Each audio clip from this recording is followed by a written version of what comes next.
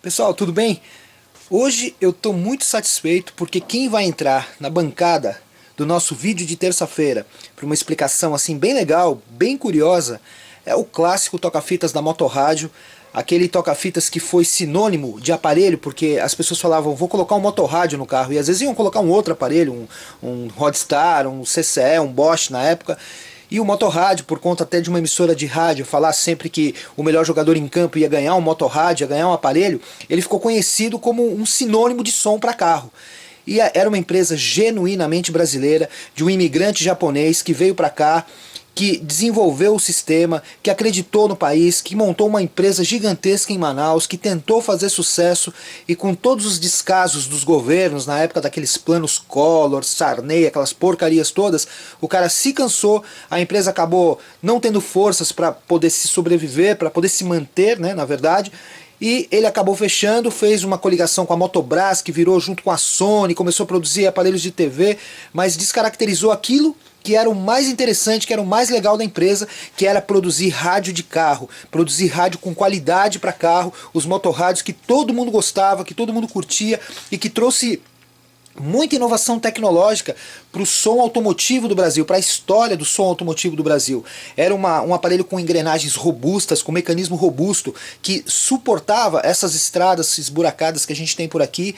Os carros também tinham os painéis que eram de plástico e muito ruins, e eles davam muito ruído, trepidação, e todo esse sistema de construção do aparelho, por ser robusto, por ser muito bem encaixado, as presilhas não eram de alumínio, eram de ferro, fazia com que o aparelho se destacasse. Obviamente era uma empresa nacional, que talvez não tinha todo aquele charme, aquele estigma de falar que colocou um aparelho importado no carro, e nessa época aí, no final dos anos 80, esse negócio de colocar uma coisa importada dava status, muitas vezes, até depois, mais pra frente, quando começaram a chegar os carros importados, né, como começaram a vir aqueles Renault 19, aqueles carros importados pra cá, que todo mundo achava que era maravilhoso, e que às vezes não chegava aos pés dos que já tinham produção aqui, mas que não se adaptavam para as nossas condições.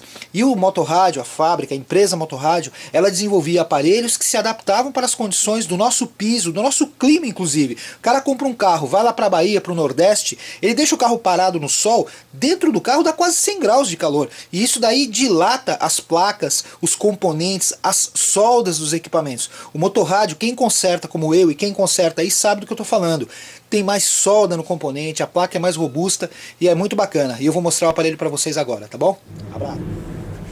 Bom, eu vou começar mostrando o aparelho aberto para vocês poderem ter uma noção daquilo que eu falei da construção robusta do aparelho, da parte mecânica dele, como os componentes são realmente mais robustos e mais bem encaixados, até para ter aquela qualidade do que eu falei referente ao piso, a temperatura toda que se adapta ao Brasil. Por quê? Porque a Motorrádio era uma empresa genuinamente nacional e isso fazia muita diferença, tá bom? Vamos lá.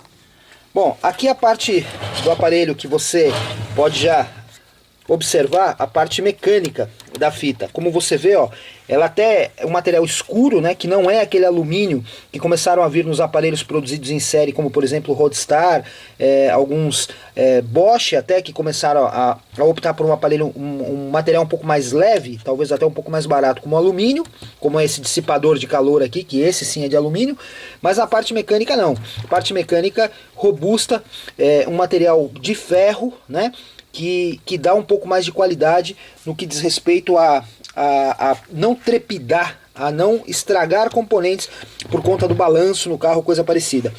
Outro detalhe que vocês não vão sentir, mas eu posso garantir para vocês, ele é um aparelho muito mais pesado, um aparelho muito mais robusto.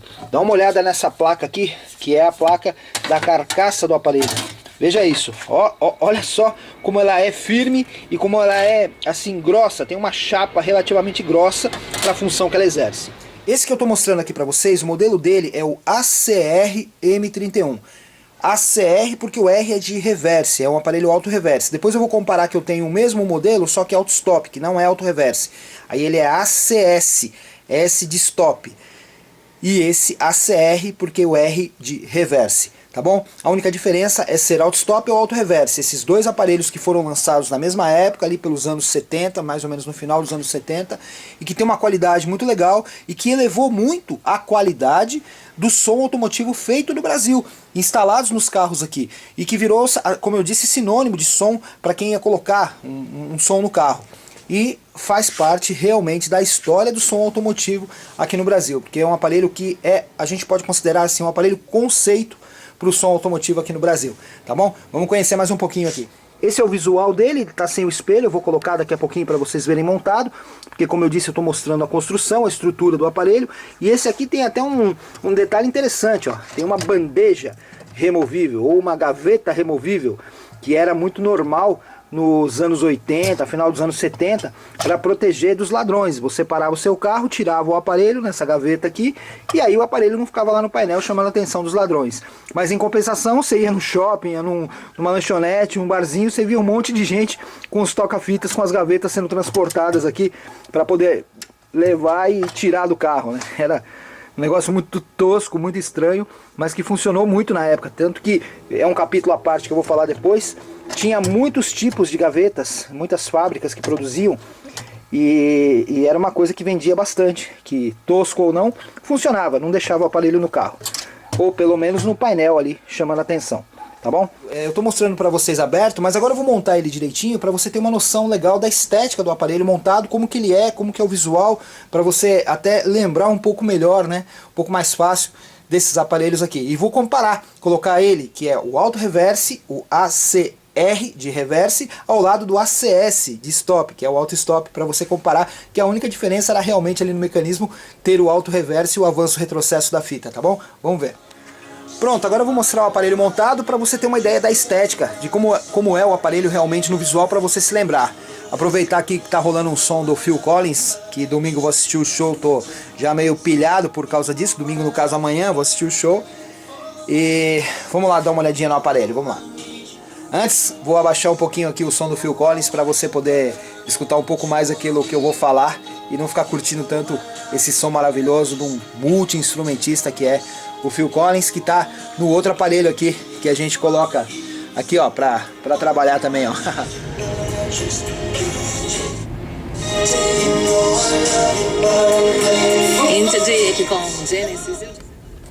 Logo logo eu vou falar desse Roadstar também, que esse daí é um clássico, tá na nossa lista, logo logo vai entrar aqui também. Mas agora vamos mostrar aqui a parte estética do motorrádio em questão.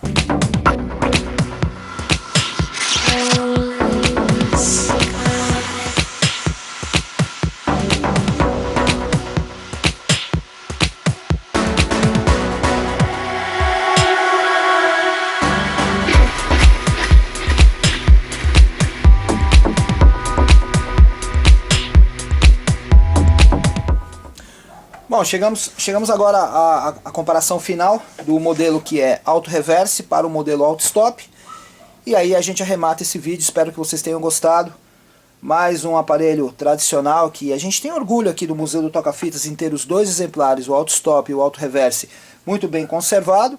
E poder passar um pouquinho da história para vocês também, que eu acho que é muito legal. E esse é o nosso objetivo, manter um pouco viva a história do som automotivo brasileiro, na evolução das décadas, principalmente 60, 70, 80 e 90, aonde foram aparelhos precursores para toda essa modernidade que está aí, de multimídias, em que você está conectado por vários Wi-Fis, Bluetooths da vida, pelo próprio celular, né, pelo próprio pendrive, seja como for, um cartãozinho de memória. Tudo começou daqui, desses aparelhos que na época foram de vanguarda e que equiparam carros maravilhosos, né? Vamos falar aí, Opalas, que tínhamos aí, Chevette, Gol, Voyage, Paraty, onde a galera turbinava, aspirava, ou mesmo deixava original, mas assim, muito bacana. Era legal porque nessa época dessa evolução que eu falei para vocês, 60, 70, 80, os carros também eram muito valorizados, né? Não sei se você se lembra, mas para comprar um carro que era o carro da moda, que saía tipo Gol, tinha ágil. E aí todo mundo queria comprar, tinha fila de espera e tudo mais, né? Coisa que não acontece hoje. Os carros também começaram a evoluir nessa época para toda essa modernidade que tem aí, tá bom? Mas isso é outra história, vamos para os aparelhos aqui. Esse é um motorrádio, que é o que eu estava mostrando para vocês.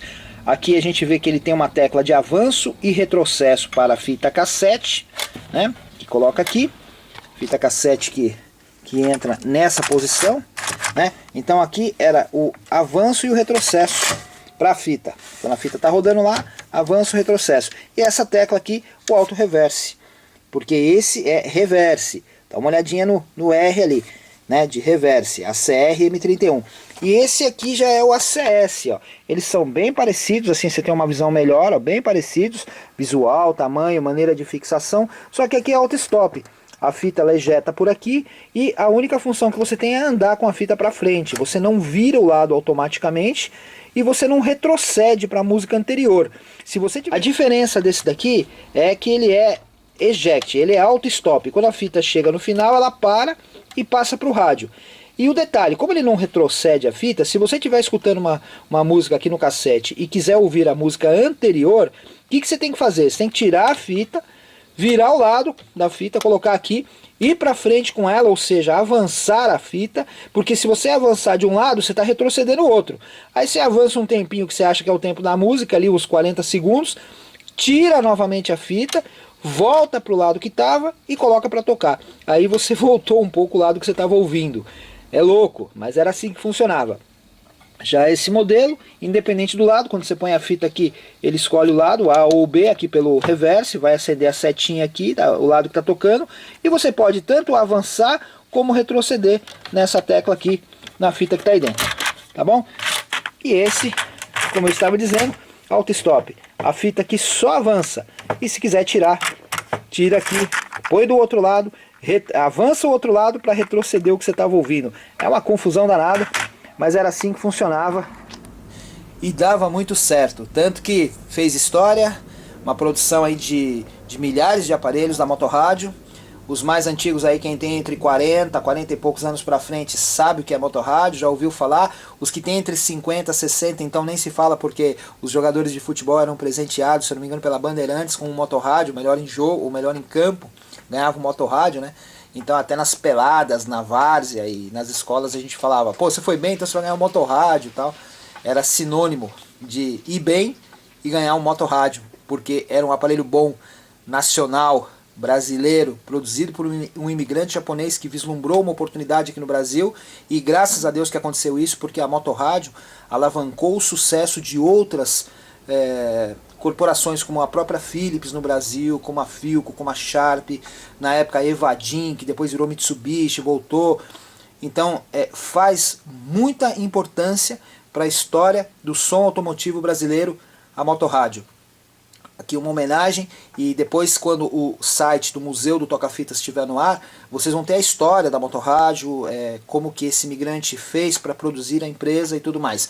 Neste momento, nesses nossos vídeos, a gente quer falar da memória dos aparelhos, então a gente linka a empresa, mas lá no site vai ter muita curiosidade, muita história, e no museu também, na parte fixa, física do nosso museu, onde vocês vão poder visitar e ver esses aparelhos funcionando, e todos de perto, você também vai saber muita curiosidade das empresas que vieram para o Brasil e que fizeram tudo para que os nossos aparelhos fossem bons. E eram muito bons mesmo, não devia nada para ninguém, tá bom? Um abraço, espero que tenham gostado, até o próximo. Terça-feira que vem tem mais. Abraço.